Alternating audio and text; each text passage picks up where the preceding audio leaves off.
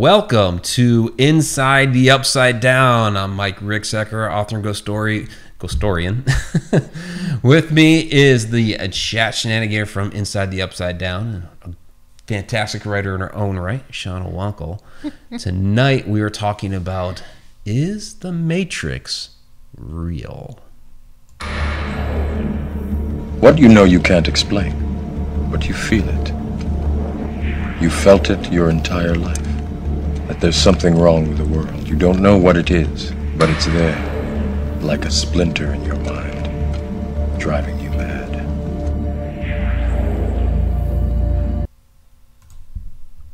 Well, it's an interesting question because, okay, so The Matrix was a movie, science fiction, all of that, plugged into computers that had this simulated world that we were all living in, and once you came unplugged, you saw the real world, which was a pile of crap. I get that that's all science fiction, but what a lot of people have been talking about lately is, well, movies aside, if you look at what we believe in, a lot of our spirituality, and if you believe in a creator of this universe, that we may be living in a simulation anyway. That we're down in this world. Many people believe we're supposed to be learning something. So what exactly is this? If you believe like in an afterlife in some place that we go to, is that the real world? And this is the quote-unquote Matrix? What do you think? This is definitely the reason why this show is called Inside the Upside Down. Oh yeah. Yeah. We go there. So I think it poses a lot of interesting questions about our origins of the universe, the origins of the world, and where we are headed. So, if this is whether it's a simulated world, does it mimic some place that we've already been, that we come from? Is it completely different? Some people who have done some past life regressions have visited like other worlds. So I don't know. There's a lot of different things that we could really get into here. Yeah, I mean, there's only really one way to find out what's really going on, and I'm not ready for that yet. To see what happens. What happens after you die? What happens, do you learn more each time? I mean, like in the book Lamb.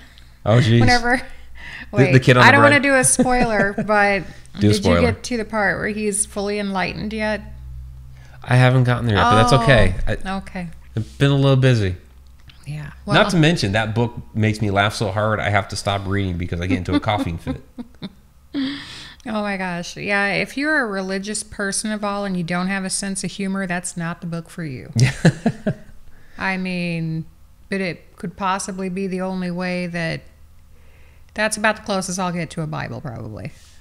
I mean, it kind of follows along the story that I was taught. I was raised Lutheran, so I had to read the Bible, and that book kind of follows a story, but then it tells the untold story, which is supremely blasphemous, but I think it's funny as hell. So everybody go out and look up Christopher Moore and get the book Lamb, the Gospel According to Biff, Christ's Childhood Friend. After you amp up your collection of Haunted Road Media authors, of course. You have to get that stuff first. And then get that book. Oh, yeah, we didn't even do all the Haunted Road Media stuff at the beginning here. Like, if you haven't yet, please go ahead and subscribe to the channel. I didn't even do that during the episode. We just had a show with Keith Johnson. That's exactly where I should be saying it. Hey, if you haven't subscribed to the channel, do so. Unfortunately, we couldn't send out a bunch of event invites. Oh, we should mention that. Yeah, so we're having some issues sending invites out there on Facebook. So if you didn't get the invitation to the event, you're not alone, because Facebook is just doing that to us right now. Yeah, that's just one of many things that Facebook has done to really piss me off. So, yeah, and if anybody saw a look inside my support inbox at the stuff that I have sent to them. Oh yeah, Oh, yeah. Yeah. So Tom McNicholas is saying that he didn't actually like the movies. I love the first one. The other two were okay. I thought the second one had a lot of interesting stuff, and by the third one, it just became like, okay, massive action movie. I thought the first one was really, really good. So, and Donna's saying she's been sharing the White Rabbit group, which is awesome. Thank you very much. And we do, and I know other people have been sharing as well. Like I know Don Francisco was sharing out the events, and I know Candy Orton does, and a lot of people do. Tom McNicholas is great at sharing. A lot of people are great at sharing. So that's been helpful. But we just wanted to let people know that, hey, if you didn't get an invite, definitely nothing personal, because that's just the way Facebook has been acting. So Donna did have a question here. And yes, Zippy, I am tired. Of course I'm tired. I'm always tired. Is the Matrix like what John D'Souza talked about with the elite powers in control? Which is interesting. I think that would be more of, what's on our planet. What's going on here, those elite powers they're basically like the puppet masters of what's going on the planet. This is more of a supernatural, spiritual, maybe almost even interdimensional type of philosophy, where the world that we're in right now isn't real. And actually, I mean, even if you believe in like a heaven or a hell or a place beyond this, even people who believe in reincarnation, many of them believe that there's a place that you go to for a while before you are reincarnated, that place is the real world, and this is just a place that we're visiting temporarily for a while. People talk about not being aware of time in that other realm. And I saw somebody mentioned in there, maybe it's realms, not necessarily Matrix. Well, yeah, I mean, Matrix is just a word. Realms, dimensions, worlds, universes, whatever. They're just words that we assign to try to describe something that we don't really understand. So, I mean, even the word, like universe or something like that. I mean, we're assigning that to what we believe the planets and the stars and all that are, but we don't know what's beyond that. But it's a word that we've assigned to it. So this discussion gets very philosophical in nature, of what's real and what's not, and what it is that we are actually doing here on Earth. And so, Shauna, a lot of people believe that we're down here being tested. What are we being tested for? For all of our transgressions in our past lives, until we get it right. Maybe this is hell. Maybe this is hell. I mean, that's one idea that people throw out there, that maybe this is hell. Like people that have just terrible bad luck. They're like, obviously, is this karma by being punished for something? I don't think I've been that bad in this life. Maybe it was a past life, or maybe this is hell. I mean, I don't know. I have good days. I have bad days. So. Tom McNicholas with the $10 super chat. He says, "Here's to the dreams that make us human." Nice, yeah, and thank you very much, Tom. Absolutely appreciate that. And. I mean, a lot of people, he says dreams. Okay. A lot of people think that this is almost like a dream state. Yeah, I haven't watched it yet, but there's a video on one of my playlists that says, "Are we real?" Yeah. It's like this hour-long video. I put it in my list. I put a lot of videos in my list that I haven't watched yet, but it's going to be something like that. It's going to be all about that. So. Yeah, well, a lot of people, talk about, that, the soul is the real part of us. People that have, had those, near-death experiences and come back, and they've seen their own bodies, they talk about, okay, they're realizing that what makes them is their soul, and that the body will go away, but that's okay because they still will live on. Right. So that basically means the body's just a shell. So if you as a human are just a shell, is this whole world just a shell for all the souls? Maybe. Maybe. I mean, whatever theories there are, everybody's got one. There's a lot of them out there. Why believe this way? Why not believe that way? Where did you get, I don't know.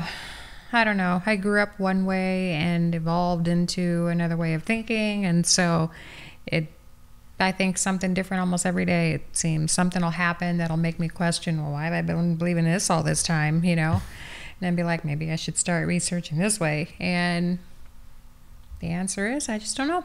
Yeah, I mean, there's a lot of questions out there. I mean, we don't know the answers, but we're going to sit here and we're going to ask the questions. And it's, great conversation material. A lot of people have different ideas, and so we're going to just explore some of those different ideas. So Jeebus the Gamer Nerd has a comment and a question. The comment, I like the simulation idea where Earth is just one simulation and we're just here living in it. Yeah, I mean, that's kind of a big idea out there. That's kind of almost what the Matrix is kind of based on. And even at the very beginning of the movie, where Neo's hiding the his discs is in the book Simulation Simulacra by Baudrillard. So a lot of the concepts for the Matrix movies were based on that, but it's philosophy that's in the world today, talking about we're just in a simulation right now, and it may not be a computer program. It may be something that we just don't comprehend right now. Maybe it's something biological, organic, maybe it's mechanical. We just don't know. It's something that's beyond us right now. And there's different philosophies like the Gnostic philosophies that kind of talk about a similar thing, but from a spiritual aspect rather than computer simulation aspect. So, but Jeebus also asks, do you guys think there's another Earth where we're all the same but different? Doppelgangers. Almost kind of like multiverse. What do you think? I mean, I know I have a doppelganger. I've seen her many years ago. I say many years ago. It's about 10 years ago or so. And it was weird. For a minute there, it was like a Twilight Zone episode. It was very strange, but, I kind of... I mean, that's another good theory, I mean, why not? Really? Yeah, I mean, I kind of draw a line in there a little bit. Like, I'm okay with the idea of maybe a parallel universe or 2 or 3. Where I kind of have an issue is the whole multiverse idea where, basically as you make a decision that spawns off a whole other universe, based on you made a decision. Well, you have to think that every single day you're actually making thousands, if not millions of decisions. So like my decision right now to pick this up, open the cap and not take a sip of it because I'm in the middle of talking is a decision. So according to the multiverse theory, that would spin off an entire universe. Me just saying that sentence and not saying a different sentence spawns off an entire different universe. So now imagine that for every single person on Earth. We've got, 7 billion people on Earth that every single moment are creating a new universe? I don't quite buy into that one. So that's my take on that. So, but there are a lot of people that believe in that one. Scroll down here, see if you guys had. Sean Oldsmith says, I don't want to see a doppelganger. So, I don't know. Do I have a doppelganger? Maybe. Greg Rinkin is saying Heisenberg is my doppelganger. Oh, interesting. So, Spooky Dawn, the documentary on alien abduction I watched reference the aliens were using us to breed and then take the children. Okay. I don't know where that's... Well, and you know what? I guess I'll say this: if we're in a simulation here like this, then I guess the aliens would be too. Maybe that doesn't apply to them. Maybe there's like this, and everything is different up there than it is down here and around. Who knows? Who knows? I don't know. I know there's aliens. I know there's intelligent life. I know that. I saw a funny meme about it.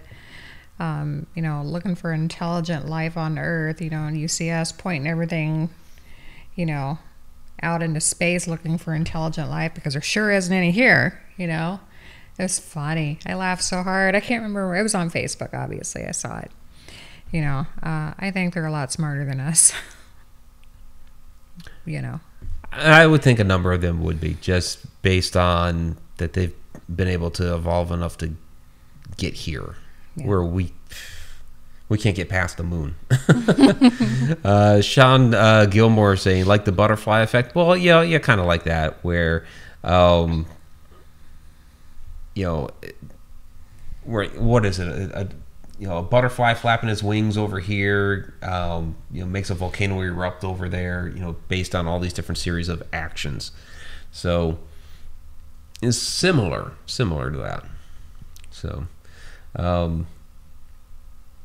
and you guys are, what was that? A doppelganger's a bad omen, so I wouldn't want to see it. I mean, I've seen people look similar to me.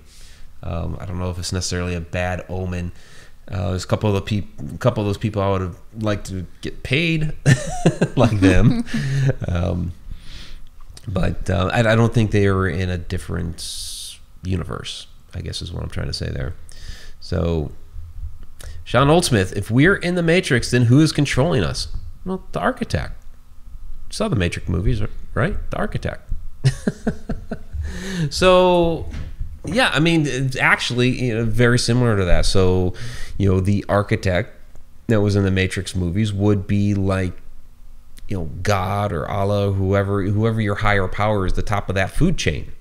A lot of religions and beliefs believe that there's a higher power that created everything. So, whoever your creator is who would be controlling it. Some beliefs have it as like a group of beings that are controlling everything. And the big question is, what's the rhyme and reason of it all? That's kind of like the big question of humankind that we've been unable to answer, is why are we here? But that's the question we keep asking, and why we do a lot of what we do is, sure, we're interacting with spirits and ghosts and all kinds of different entities, and we ask them questions about the afterlife, and I think it all eventually boils down to, why are we here? What's the purpose of all this? I mean, you can ask a spirit something all day long, hardly ever do you get a response for anything that you really want to know. Maybe the answer is they don't know either. Maybe they haven't made it to that level yet. Maybe. Greg Grinkin says, God is playing The Sims and we are the Sims. I've made that analogy before. I have absolutely made that analogy before, that, we could just all be rats trapped in a maze, and God just sat there and pushed the button and like, okay, run free, have fun with it, see what's going on. Maybe more like Sim City rather than The Sims. You just here, build your little world and just let them all run, and maybe we're just little people within there. I mean, that could really be what it is. I mean, maybe not necessarily a computer, but in whatever way that works, that he, she, it, whatever it is, has created this. I mean, it could just be for fun. Could be for shits and grins. That's entirely possible. Which is not very encouraging. Sorry. But I think a lot of people would more adhere to the idea that, you know, we're here to learn something, that this world has been created for us almost as like a test bed, to be able to grow, to learn something. And that's kind of like the whole reincarnation idea. When you get reincarnated, you come back to learn something else that you didn't, you know, the last time around. Yeah, hopefully. I've been around a lot. I feel like one of these days I'll get it right, you know? I hope with me. Yeah. Well, you know, you're kind of stuck with me now, so. Did the hand fasting, so yep. Yeah. Tom Nicholas says, maybe when you sleep, you visit the other dimensional plane. Well, people believe that. And Candy Orton is saying, you know, that's astral projecting. I've heard a lot of interesting stories about astral projection, that, you know, not just, you know, visiting like your bedroom or the neighbor's house, or, you know, somebody down the street or whatever, but that you can actually project to other planes of existence. Yeah. I mean, I've read a lot about astral projecting, and I've tried to do it. I think I've done it. I just, you know, I can feel like the remnants of it, and I've seen stuff that, you know, I would get confirmed later. Yeah, how did you know? It's like, well, I was there, I think. And I don't feel like if I have gone to another realm or another dimension, I am not aware of it. So, but I've heard it. I've heard about it. I mean, I've read a lot about it. I used to read about it a lot. So yeah, well, and I was reading about it a lot there for a while, because I was trying, when I was living away from you, I was trying to astral project to you at night. I would just end up falling asleep.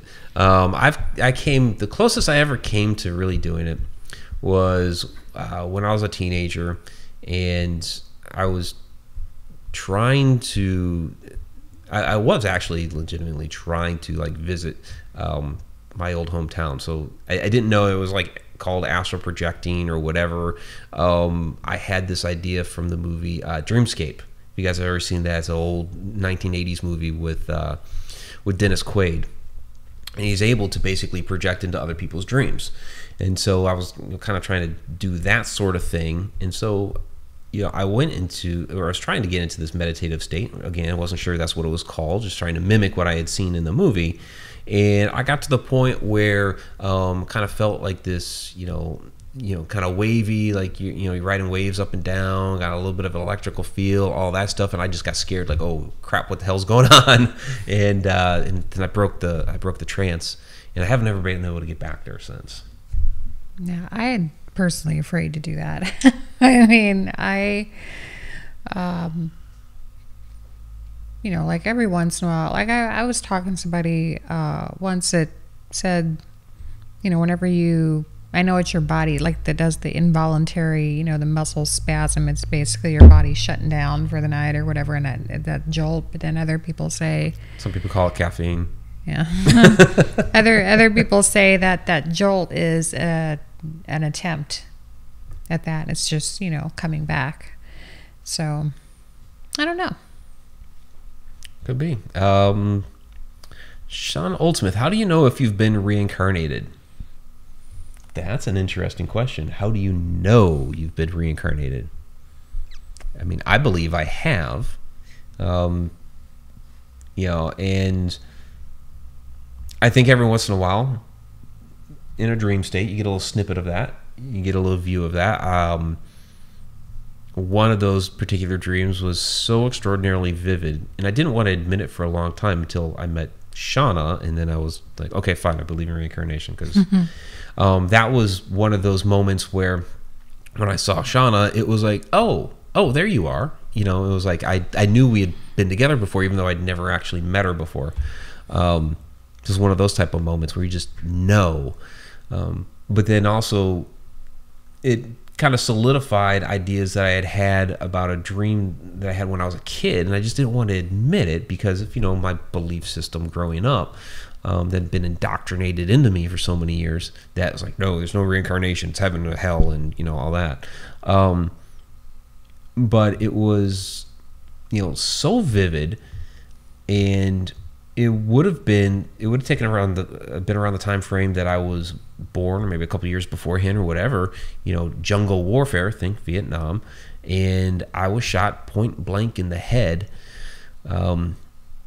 Everything just got extremely vivid, wild colors, all this stuff, and then boom, I was suddenly back in the jungle and nobody was there anymore. But it was like just so real that when I was that young, I had no idea about Vietnam or jungle warfare or really anything like that. And to take a bullet point blank in the head, basically feel it and die and all that stuff, to me, I was reliving a death. And I think it was the life that I had just before this one.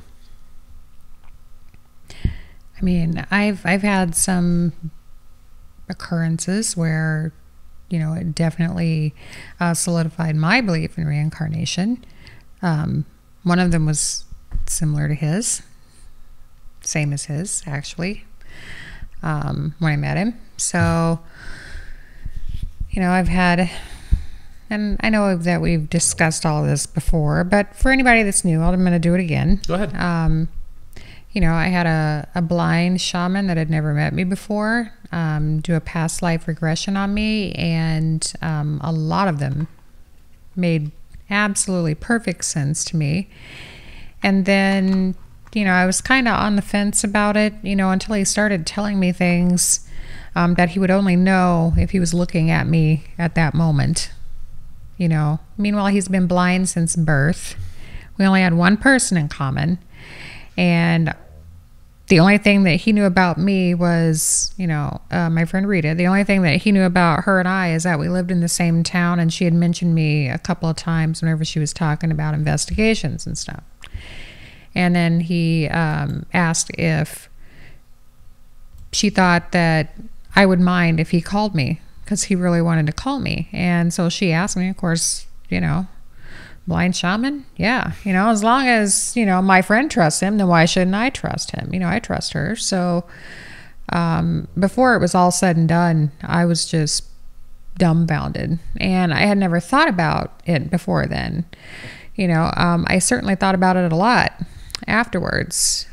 Just not too long ago, I don't know, a couple of years ago, I think it was, maybe a year ago, where I used to work, this little girl that I never met before, was looking at me like she knew me, and so it was kind of busy. She was there with her dad, and then so I leaned down and I started, talking to her. I was like, hi. I was like, do you know me? And she was like, yeah, sure. She basically said, yeah, she knows me, but she knew me before. And so I'm like, well, before what, And she was, I kind of thought about it for a little bit. She was kind of like looking at her dad, and her dad was thankfully busy, and didn't, but then I was like, it kind of clicked for a minute, and I was like, did I look like this? Like what I look like now? And she's like, no. I was like, did you look like you? No. Meanwhile, this girl was like 4 or 5. I mean, she was young, in the town that I live in, that kind of stuff is not being taught to kids that young. Right. So, I mean, I had to give her that one, she knew me before, and I believe her. Unfortunately, I didn't recognize her, I was at work too. So and she kind of caught me off guard, to be honest. So I definitely wasn't expecting that, but I did tell her dad, and when he finally caught up, I was like, take care of this one. She's special. So, yeah, so I kind of have to. I've also met some people where I know that they've definitely been around a few times, because nobody gets as stupid as some of them in one lifetime. And I'm not going to mention any names, and it's nobody in here, and it's nobody watching. So, definitely not a subscriber. But I will say that, there are some people that there's not enough stupid in the world to catch it all in just this one lifetime. They've been around. So reincarnation, yes, I believe that. A couple of interesting comments in here. Pungai Fungi says, I have a friend who said he was a pharaoh in a past life and I was his servant. Or maybe your friend was just trying to get you to do something.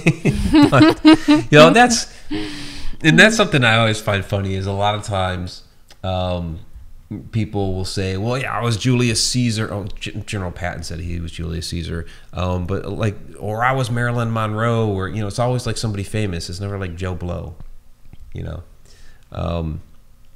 Spooky said, except for maybe Dawn here. I lived on a sailing ship hundreds of years ago. I was a young boy. I fell overboard and drowned. Well, I guess that would be a Joe Blow. Yeah. So, all right.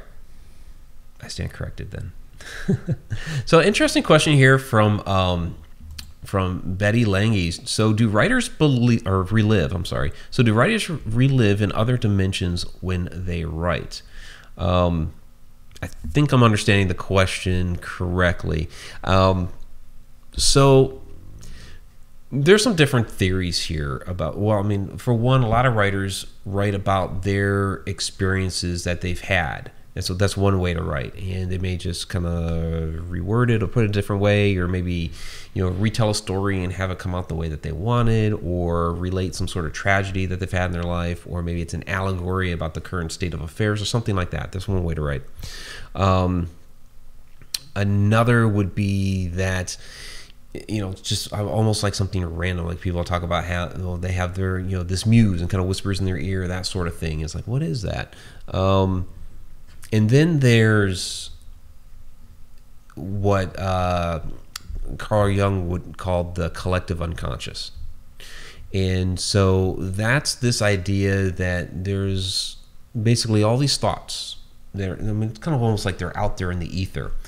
And you just kind of almost like have to tune into it, and you'll pick up on what's going on. And maybe sometimes you'll accidentally tune into it and pick up on something that's out there, and you're able to relate it. And so this is how, theoretically, some people end up with some like very, very similar ideas, and maybe they don't know each other, kind of almost a fresh idea, because there's really kind of almost no fresh ideas. But have taken some idea and have, applied it in like a very, very similar way. And it's kind of almost uncanny how these two people that have no idea who each other are came up with the same idea, that sort of thing. So that's this kind of theory, that those thoughts are just out there. You need to tune in. And I'll give an example, and this may seem a little ridiculous, and I have mentioned it here before, but I'll go ahead. And maybe this is, if we are living in the Matrix or something similar to the Matrix, that these things are like within the programming of this world, and you just need to be able to tap into it and extract it and use it in your life. But when I was a kid, Sylvester Stallone and I were tuned into each other. Okay, I know this sounds weird. And Shauna's rolling her eyes. What the fuck? Yeah, so I was, and I'm not wearing the shirt right now, but the Mighty Mix Gym shirt, it's a Rocky shirt. I was a huge Rocky fan as a kid. Got teased on for that too, because I was such a big Rocky fan, but whatever. After the second one came out, it was around the time that I was, starting to write, and I'd done my mysteries and my, ghost stories and all that stuff. But being a young writer and loving the Rocky movies, I decided I was going to write Rocky 3. And my version of Rocky 3 had Rocky and Apollo becoming friends, and then Rocky fighting a Russian. Well, Rocky and Apollo became friends in number 3, and in number 4, Rocky fought the Russian. So, after 4 came out, and it had been a couple years, because there was a bit of a gap between 4 and 5, I remarked to my mother that, 3 and 4, they were good movies, but I liked it better when, Rocky was poor and he didn't have all his money from, now becoming a champion. Well, number 5, he loses all of his money. Okay. Fast forward many years later, because then there was a 15-year gap.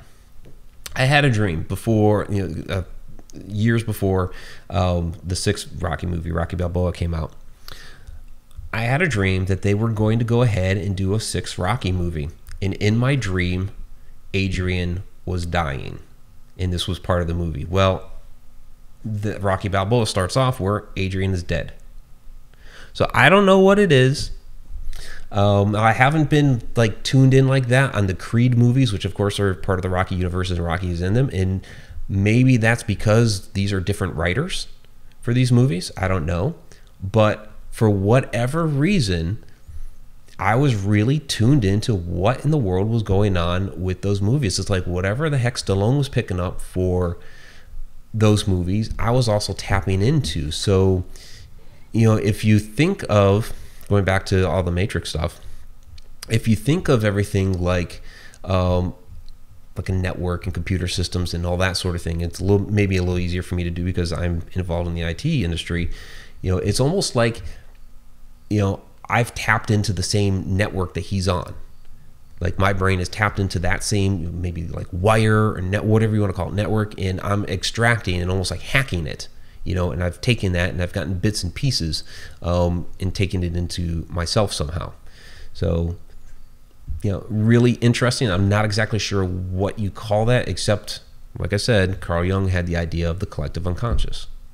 Shauna probably just thinks I'm crazy. I think we're all crazy. But what do you think about that? That, you know, people coming up with similar ideas like that, even if it's not it's not a fully fleshed out whole idea, but still bits and pieces that are just rather uncanny.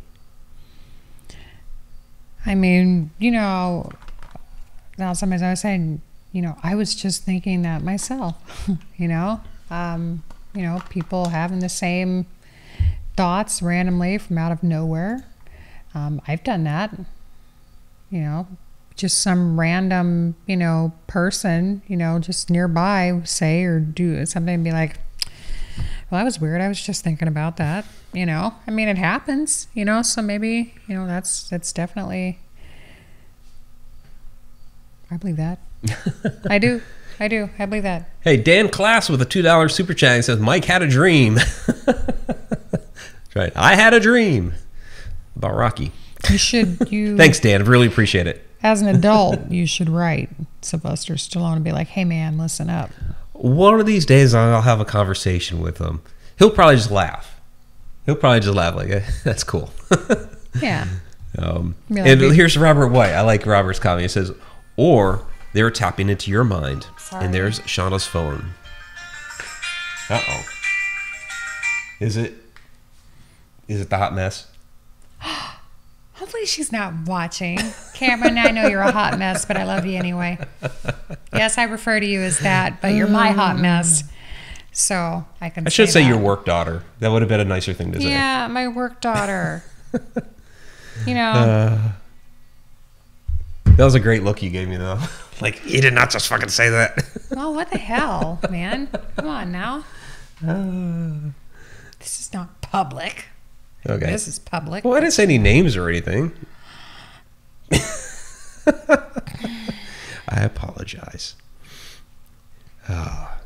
Somebody who said it. Somebody in there said, embrace the crazy. Granny Vape says, we just all run around with our own brand of crazy. That's right. All right. You know, I like this from Tom McNicholas. Shauna is your Adrian. Yeah. Yo, Shauna. Yo, Adrian. That's so funny. All right. So wait a minute. I die, though. Yeah, that can't happen. No. That's no good. Well, we all do at some point, I guess. There's Robert White, $5 Australian super chat. Mike, do not make Shauna mad. Yeah, that's a bad idea. Because I can do some witchy shit on it and make him sprout a tail tomorrow or something. She could do witchy shit. Yeah. I can. They're laughing at us.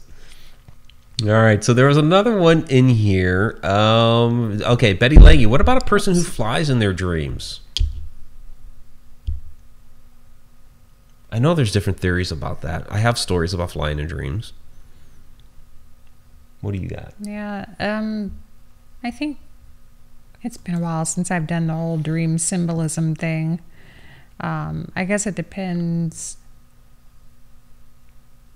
Maybe the symbolism of flying is something similar to being able to, or your mind telling you that you need to rise above or think outside, the box, or, to, work on your goals. I mean, or you could just wish during, real life that you could fly.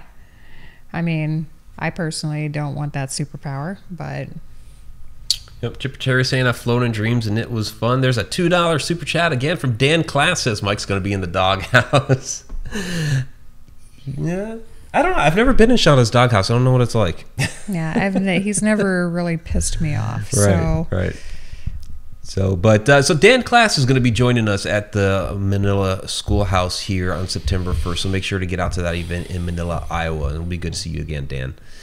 So flying in dreams, it's kind of interesting that we as humans have always wanted to fly. We have planes, and so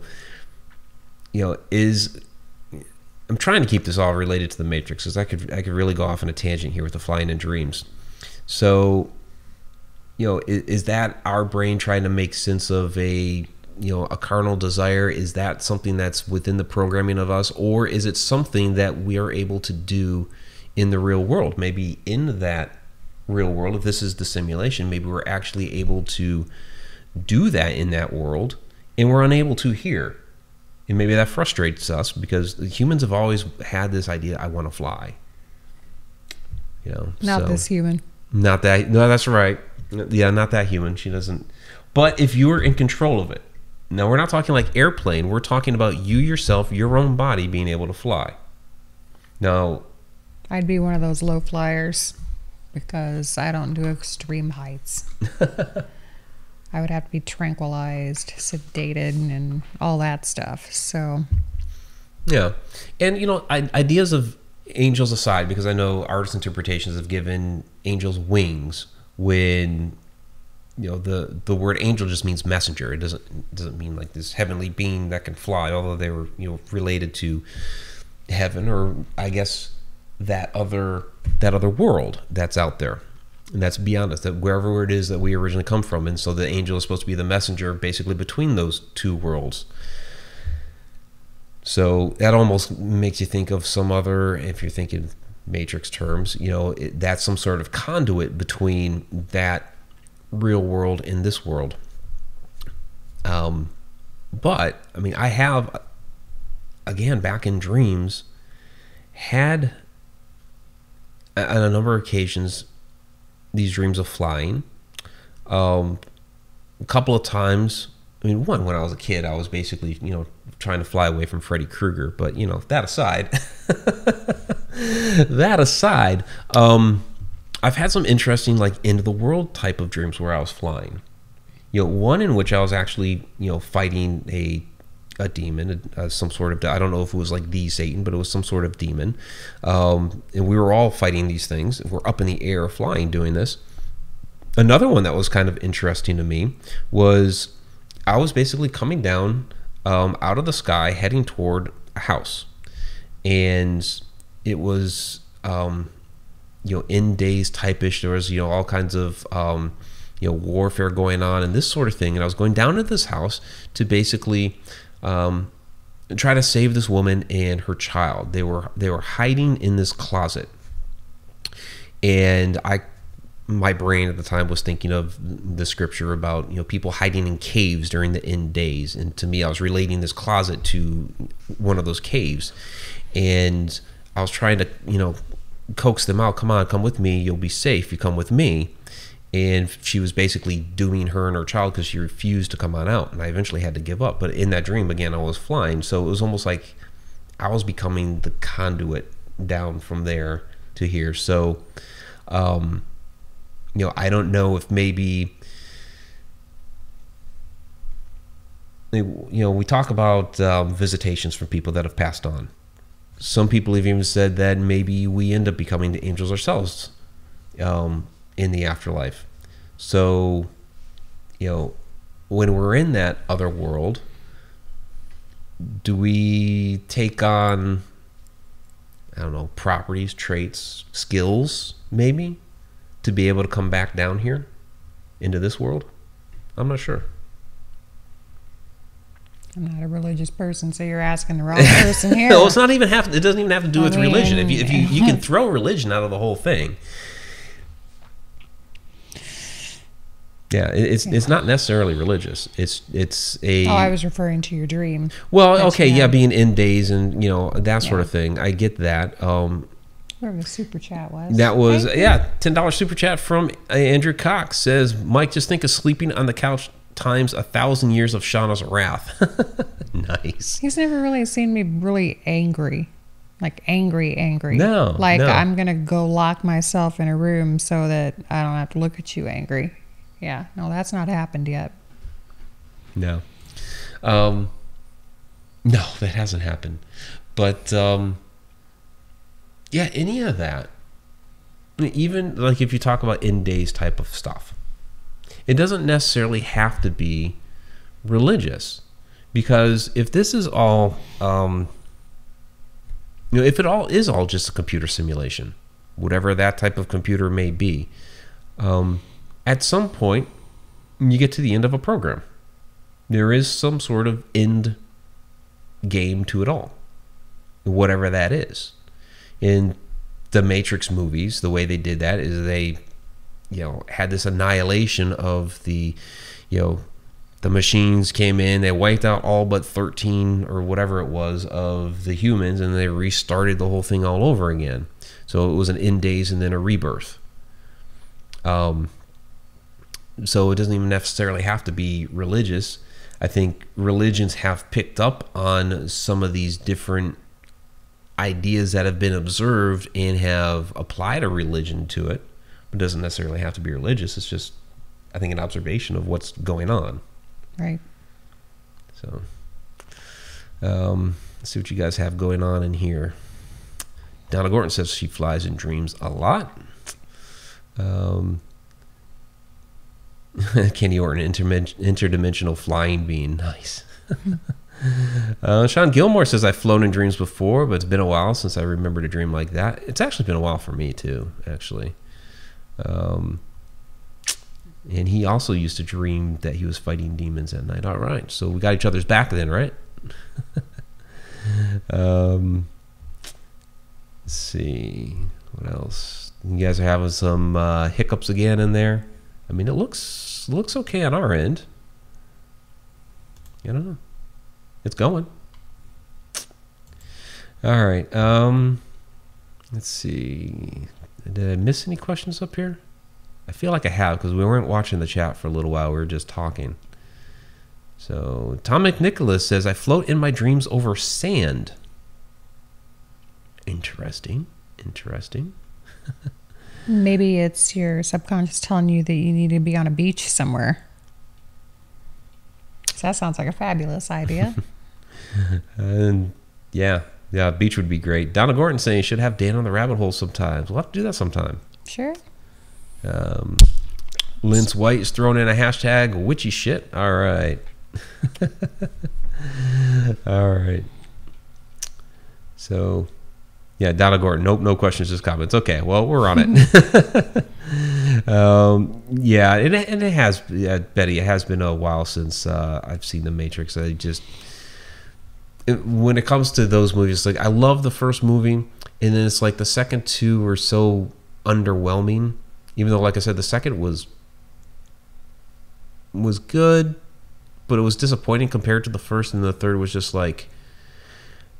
Here's my problem. This is going a little bit away from the topic and more into the movie of The Matrix, but here was my problem with the third movie. There was this long period of time where it just became like straight action movie of like the Battle of Zion, and it concerned people I didn't give a shit about. Like Neo and Trinity were off doing their thing. Morpheus and Niobe were kind of trying to come in and save the day in the hovercraft, but the people that were actually fighting the fight in Zion, I didn't give a shit about.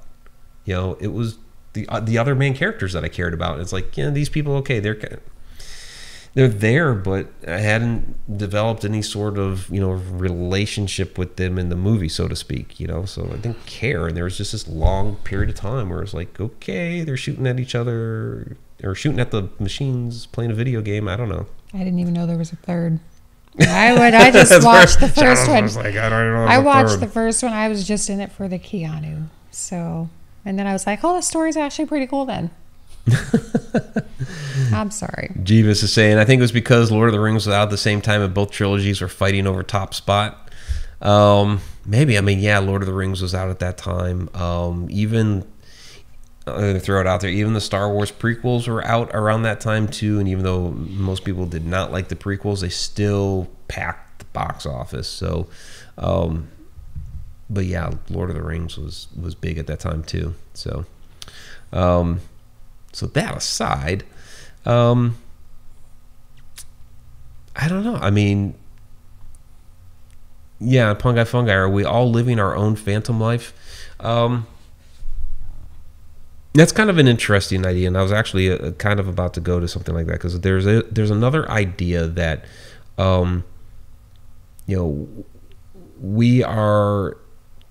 we're still up there in the real world, that we are still up there, and it's almost like we're playing a game, like we're tapped into it, that we're plugged in like the Matrix, so to speak, and that this is just you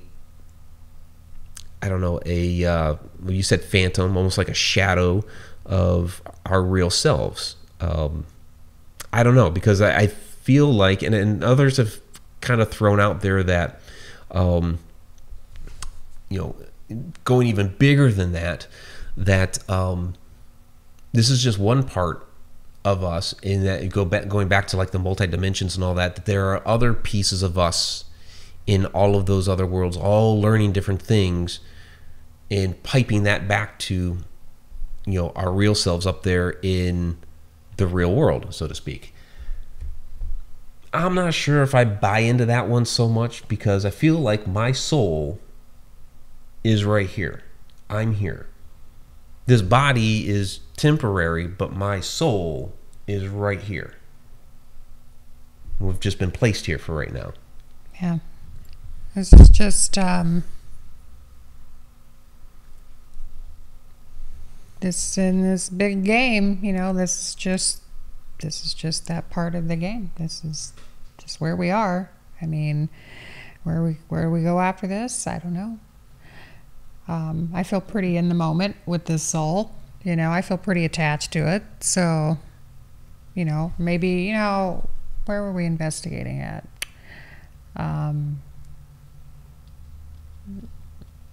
Whenever we were talking about when spirits hear our footsteps, we wonder if, do they not see us? But if they hear us, are we ghosts, spirits to them? So maybe whenever we're wondering, like what, they're also wondering the same thing. Maybe they have the same questions that we have, that we're wondering right now about the spirit realm, for those of us who don't have all the answers. Maybe they're on the other end doing the same thing. Maybe. Jeeves the Gamer says, here's a mind fuck. What if when we die, the light we see is us being reborn again? There's some movie or something out there that does that shows that as the person is dying, the light that they're seeing is basically sliding out into their next life. Right. So, I don't necessarily think that. I think we do go someplace for a while. I believe that there's an option to stay down here for a while in this world, but not in this body. Those are the ghosts and spirits and that we interact with. I believe that before we reincarnate, we do go somewhere else for a while. That real world, whatever in the world it is, that is not this. And then after that, we come back here, or maybe even it's on another planet. There's that option too. At least I believe, if there's multiple species of beings out there, aliens, what have you, that you could come back as an alien on a different planet. Why not? But I don't think it's immediate. I mean, maybe it's an assessment that we go up to for a little while. Has anybody seen the movie Defending Your Life with Meryl Streep and Albert Brooks? It's an 80s movie. But basically, they when they die, they end up in like this middle zone somewhere. What do they call it? Judgment City. Judgment City. And it's like their Judgment Day. It's like they're going like almost through like this court trial where their life is being evaluated, and if they pass, they get to go on to whatever going on is, or if they still have stuff to learn, then they go back down. So I don't want to say that I believe it's just like that, but I think there's some elements in there that are true. Like, I think we do go up there and evaluate, okay, what did we learn while we were here? What do we still need to work on? And I don't know if we get that choice, or if we're told you need to go back. I don't know. Yeah, I don't feel like we have that kind of control over it. We don't have control over anything down here, so, right now, so I can't imagine all of a sudden, we're granted that control. I do know that, like when someone passes away, and you don't start getting visitations or feeling their presence right away, those are the ones that are taking a little bit longer to be sent, down here, maybe, or sent here. I say down here. I mean, well, we've related to that. I mean, and that's, I guess, maybe just how we've been indoctrinated over all the years, is that it's out there. Because I guess we think of it, and correct me if I'm wrong, or if you have a different idea, but I think what happens is that to us, the ground is solid, and so our spirit, we probably can't relate our spirit going through the solid ground, so it would have to go up to something. And I think we hear the stories of people floating above their bodies and looking down at their bodies because they're floating away. So yeah, I think that. But go ahead. Yeah, that's what I was. That was say. It. Okay. Okay. So, question from Candy Orton. Mike Shauna, experiment. What? Oh, be dressed, please. LOL. But run the SLS on while you sleep to see if you're being visited during your sleep. Interesting. Would have to get a lot of memory for the SLS. Actually, no, because neither one of us sleeps for long enough to even get anything. True enough. I mean, it's like goes a few to hours. bed at like 3 something, and then wakes up at like 6:30. So it wouldn't take that long in reality. Apparently, I fall asleep and wake up in the same position. So you probably won't see any movement out of me. But you're pretty much stationary. I'm the one that moves around a bit. Yeah. My sinuses, it's like once I get clogged up, so I flip over until it drains, and I flip again. So I'm always flipping back and forth. It's just my sinus issues. That would freak me out, though, because I'm under the impression that there is nothing in this house on this property. Oh yeah. I don't feel anything. I haven't seen anything. I haven't heard anything. I have the little, mentally and on my own, visitations and stuff like that, but it doesn't happen where I or anybody else can see it. So I kind of don't want to know, really. It'd be cool, but at the same time, I don't know if I want to know. Yeah, and there's a couple of different ways to do that. I mean, SLS is an interesting way to do it. And I do believe, we have an SLS camera, and I do believe in that as a tool. I know people have done the night vision cameras set up while they're sleeping. And people are actually debating these days as to how reliable the night vision cameras are. Or maybe use a full spectrum then in that case. You could do that. I've heard of people leaving on recorders while they sleep. I've done that before. And interesting story. I think it was fictional, but it was an interesting story that husband and wife. The wife would wake up in the middle of the night, complain about the husband snoring, and the husband would say, "I wasn't snoring." Da da da. They eventually, it became one of their argument points. They got a divorce, all that stuff. And he was insisting that he was hearing people in the room. Is his thing. She would be like, "You're snoring." He's like, "I'm hearing people in the room." She thought he was crazy, so got divorced. When he was on his own, he was actually starting to see people come into the room. And so he put out a recorder because they would talk. So he put out a recorder and recorded them talking to him while he was sleeping. And so, he got like this whole conversation of, this guy and this woman going back and forth about observing him sleeping and all that. And they're like, "Oh, and the woman's gone now, da da da," all this stuff. So, he's listening back to it. He's like, "I got it. I got the conversation."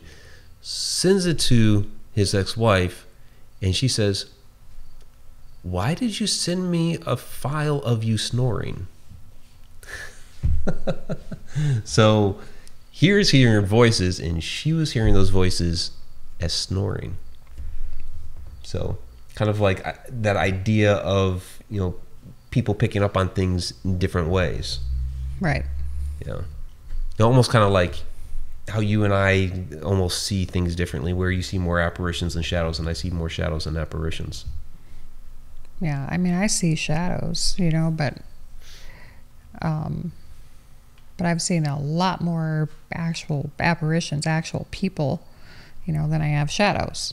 And I've seen a lot of shadows. I mean, I can, I'd have to sit and think about how many people I've actually seen now over the years. Before it was not too big of a number, it's grown quite a bit now. So, and there's a lot of times I see someone and I'm just like, and they're not there. And I was like, should I count that as another one? What is who? I don't know.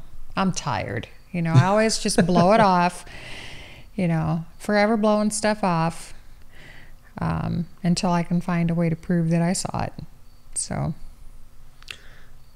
Jeebus, our new viewer for the evening. And I hope you've subscribed. I really do appreciate the questions and comments tonight. But yeah, he is a sub, but he didn't click the bell to get notifications. Oh yeah, click the bell icon to get notifications. But he asked, because we go live a lot. We do. Yeah, every Tuesday we go live, and then we've got the Friday Night Ghost Frights, and we do paranormal investigations and all that stuff. So we post those videos. He asked the Z question. Have you ever had Zach on here? I would love. Yeah, Lynn said that's a dangerous question. I would love to have Zach Bagans on this show. I don't think he will be able to sit through the whole show because he will definitely be in the hot seat. But I'll just say this, and I think somebody said that there's a video on the channel. Yeah, from like a year and a half ago. Real quick. I was interviewed on Ghost Adventures, drove 1,000 miles to go out there. They didn't even have the courtesy to tell me that they weren't going to use the interview. And my PR person at the time held a watch party for me that I also had to travel to, but a lot of other people traveled out there for that. And they completely cut the part without even saying a word. So there's a whole video on that. I mean, I have that issue, but I have other issues also. Well, there's, yeah. I mean, he's an asshole. I'm just going to say it. I know a lot of you that are watching think it too, and for those of you that don't, it's because you've never had the same experiences that everybody that says he is one has had. So, and he doesn't play favorites. He doesn't care who you are. He will fuck you royally anyway. So that is all I'm going to say about that. I do not like the man. I think he's a tool. I can think of some other people that I don't like either, but I'm not going to mention them on this channel. So okay, I don't like Steve Huff either, but I'm not going to mention the rest of them. No, we're not even going there tonight. I'm not going to mention the rest of them. Not even going there tonight. So, but anyway, yes, I would love to have Zach Bagans on this show, but he better be ready and bring his A game because he's going to hear it. And there is not going to be any sugarcoating from me. So Tim Schoen is saying he just watched that video. Katie Orton says it wasn't an argument, it was a disrespect issue, which it was. It absolutely was. Tom McNicholas saying maybe we should record ourselves sleeping with the periscope on and see if we give off energy. Be interesting.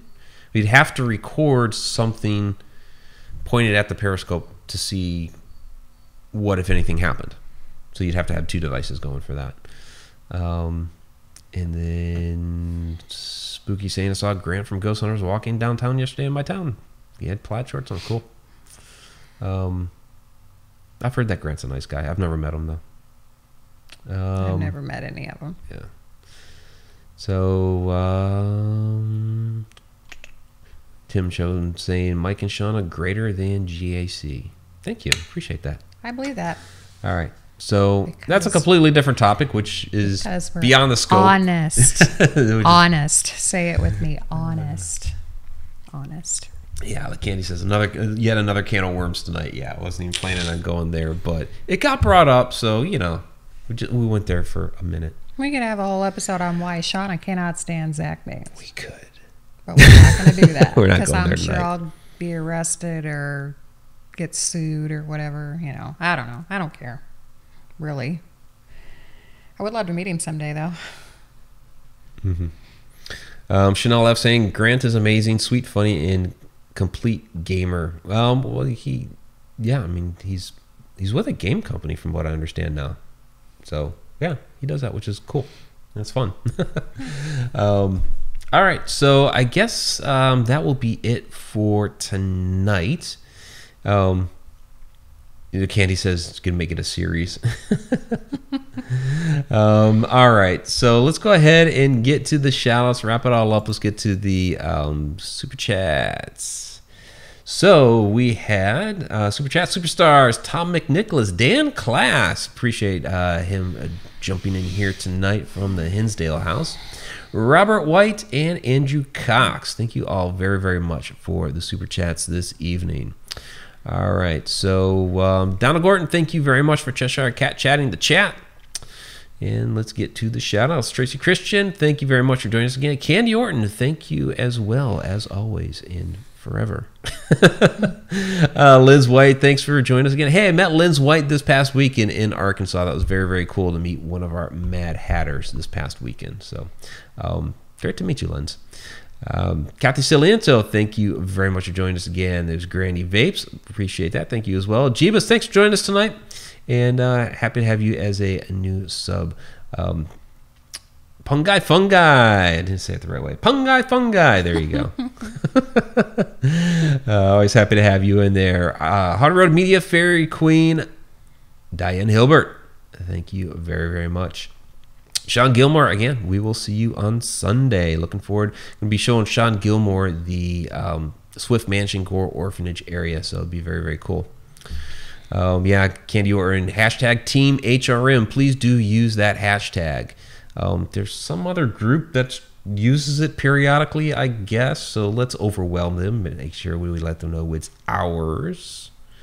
Completely unrelated topic that they are, but we are Team HRM.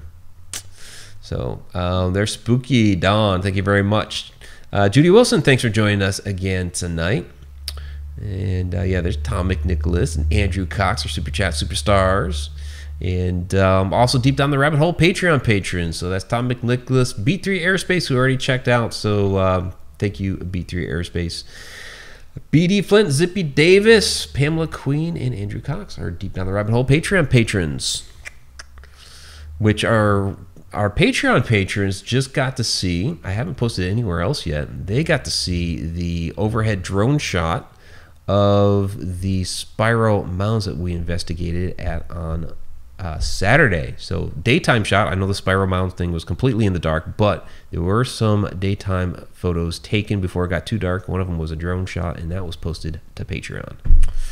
So check it out. Hey, there's Steve Glassford, Among Stars. Good to see you in there tonight, Hey, Steve. So check out his band. Good stuff. Good stuff. We play them on Enigma Underground Radio. There's Tim Schoen. Thanks for joining us again, Tim. Chanel F, thank you as well. Chippeteria, thanks for hanging out all evening. Who else do we have in here? Judy Wilson, thank you very much. Sherry Willimon, thanks for joining us again tonight. There's Betty Lange. Thank you very much, Betty, for all the support, both here and on Twitter. And there's a number of you that also are on Twitter and retweet us and all that stuff, so which we really do appreciate. Robert White, thanks for joining us for both shows. Who else do we have in here? I might have to scroll down and just call it. Greg Rinkin, thanks for joining us again tonight. All right, I'm going to scroll back down. And if I missed anybody, I really do apologize. We try to get everybody, at least everybody that we can. And we know people have already bowed out because it's late. So it is 12:07 in the East. Although we're not in the East. Nope. All right, everybody. Thank you very much for joining us this evening. Next week on Edge of the Rabbit Hole, we have Coyote Chris Sutton rejoining us, talk about his new show that is on the Haunted Space. So, what is it? It's on Solid Ground. Is that it? I don't know. On Hallowed Ground. Candy, what is it? I know Candy knows what it is. And we are simulcasting Beyond the Light Network. Don't forget that. So I had to throw out that. Or no, we don't simulcast this on Beyond the Light Network. We only do that for Edge of the Rabbit Hole. If it happened Sacred before Ground. this It's on morning, Sacred Ground, isn't it? If it happened before this morning, I don't remember. I'm tired. Yeah. I think that's what it is, on Sacred Ground. I don't. It's Coyote Chris Sutton. He's our buddy. He's our friend. He's on the Haunted Space now. So yeah, there it is. Candy on Sacred Ground. Yep. So I got it. Third guess? All right, it's late. That's what the deal is, and I'm gonna have to go and retag all this and all that stuff. So we got to get to that. We have stuff to do. This weekend, real quick. Hannah House in Indianapolis. It's at the south side of Indianapolis. Hannah House Paranormal Day celebration. Starts at 10 and runs till 6. So I will be there for that time. So come on out, check it out. It's a free event. You can just walk in and all the vendors, everything. I think they'll have a couple of speakers. The way they did it last year, they had people go up there and speak for like 5-10 minutes, just real quick snippets. They didn't have like a big speaker schedule or whatever, but they do have that. And then of course you can tour the Hannah House and all that stuff. So very, very cool historic house, south side of Indianapolis. Come check it out. So I will be there. I will not be there. Shauna won't be, unfortunately. I only have Saturday off. Mm-hmm. We're getting you out there about once a month though. So you're a Spook Show Con, then you're coming to Manila, and then Afterlife. So once per month, we're getting you. All right. So Kathy Cillians is saying, you two go to bed now. That's funny. She says that like that's going to happen. She said bed. Oh my God. Yeah, that's not going to happen. This man doesn't sleep. He doesn't sleep. I don't sleep. I think it's because he has coffee. Coffee. He has coffee for blood. Merch button on hauntedroadmedia.com. I'll throw that out there as well as Ghosty. All right. Okay, so now that's going to be it. Now we've screwed around long enough. You guys have a great night. We'll see you on Friday Night Ghost Frights. We'll see. Actually, it's not going to be a Friday Night Ghost Frights. It's going to be a Mike's Morning Mug is what Friday's going to be. So. But are you going to go live? No. It won't be live. It'll be a recorded one. Oh no! I haven't told you my plan for this Friday. No, I mean for the investigation. When we get there, are you going to investigate? There's no investigation this week. No investigation. What's wrong with you guys? Nope. Come on now. They can do the tour. It's a tour that you can take. There's no investigation. But you can investigate on the tour. I'm going to. Well, yeah. Tell him. You know what? Wait. Sunday. No, I'm not. I could go live from taking the tour. I didn't take the tour last year, but we could go live with Sean Sunday from Swift Mansion. Swift Mansion. We could do that. AKA the Gore Orphanage Ruins. Yep. Which is a fantastic area. I love it. It was definitely a memorable experience for me. Yes. Yes. A couple times. Yes. But I think, was it the last time? That was the vibrator in there? No, that was the time before. That was the time before. Okay. Yeah. We've been there a number of times, though. That's kind of what it felt like. First time, I didn't really get much. Mm-hmm. Second time, I was stopped on the hill for no reason. And then it just felt like someone stuck a vibrator in my ear. I mean, very, very interesting place. whew, it was cool. Yeah. Yeah, we could go live from there. I've got so much recorded footage that we've done. Could go live from there. I even have live stuff that I took when I was there with Lee back in June that I need to put up there. I took drone footage of it back then. I haven't posted it yet. So there's a lot. A lot that we've done that we still need to put out there, and a lot that we're going to do that will be out there. So now would be a good time to have those doppelgangers, clones, oh, something. Betty's asking, okay, where is it's a Swift mansion, SWIFT. I know it's late. I'm probably slurring and all that. Swift Mansion is also known as the Gore Orphanage. Many people, of course, have heard of the Gore Orphanage legends and urban legends, all that stuff. It was never the Gore Orphanage. There was an orphanage in the area that was up the hill. The house that they call the Gore Orphanage was actually a mansion that was owned by a family. The real tragedy of that are the grandchildren that died of diphtheria, 4 of them within the span of 7 days. And there were tragedies with the orphanage, not that it burned down or anything, but they were abused and all that, but that was up the hill. So there's a lot of mixed information about the place. We do have a Ghost and Legends episode on that, which I think is one of our better Ghost and Legends episodes. It's really good. It basically, and I love it. I've watched it quite a few times, actually. But it basically, sets the record straight. Not all urban legends, that's what they're legends. It's lore, it's local lore. Sometimes the truth ends up being way more fascinating or significant than anything that you can fake.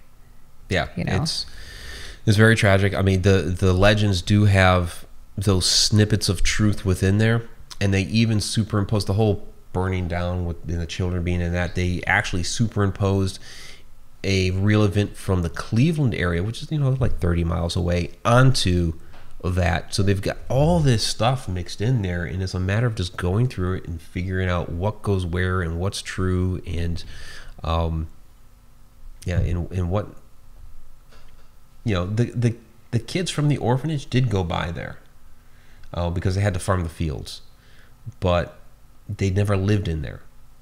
So there's just a lot of different stuff. And then we discovered the missing pillars. So there's all kinds of stuff. Go on this channel as soon as we're done here. Go on the channel and look up the Ghosts and Legends. This is Swift Mansion, Gore Orphanage. Look it up on the channel, because it's through the powers of research. It's amazing the stuff that you will find, historically speaking, that, others don't even bother to look for. They're more interested in spinning stuff that's not true, but, get the facts, because, those people deserve that. Those kids deserve that. Family deserves that, to have the truth still out there, that they not be forgotten. So. By the way, they're saying you must have had an ear ectogasm.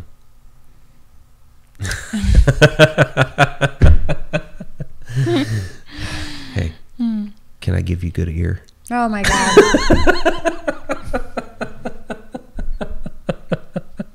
And on that note, we ought to wrap it up. Yeah, that's inappropriate. I hope my son is not watching tonight. I didn't see him in there. Okay. Because usually he'll come in and look for a shout out. So, okay, that'll do it for tonight. So we'll see you guys all later. Have a good one.